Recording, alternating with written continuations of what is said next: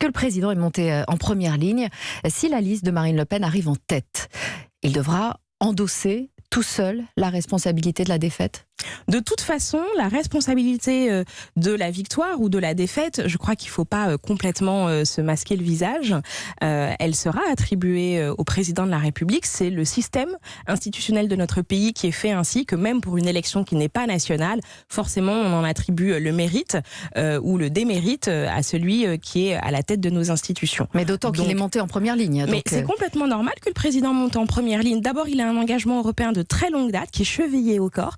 Moi, je me souviens, quand on a fait la campagne présidentielle, En Marche, c'était le seul mouvement qui faisait agiter des drapeaux européens dans ses meetings.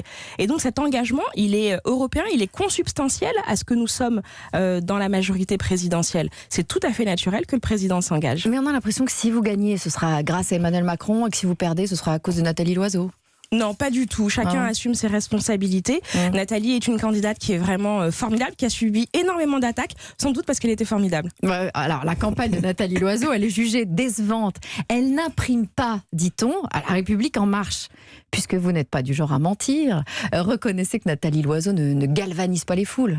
Non, mais est-ce que pour être un bon député européen, pour animer le collectif de ce que seront nos parlementaires au Parlement européen, il faut faire des succès d'estrade? En fait, j'y crois pas beaucoup. Pour mener campagne, il faut galvaniser les foules. On a vu beaucoup de gens, par exemple Marine Le Pen, qui sont des tribuns sur des estrades, et quand on regarde le bilan qu'ils ont, au final, quand il s'agit de faire pour de vrai, comme disent les enfants, le bilan est bien maigre. Moi, je préfère avoir quelqu'un qui est sérieux, qui ne fait pas des effets de manche quand elle est dans un micro ou sur une estrade, et qui fait sérieusement le travail derrière.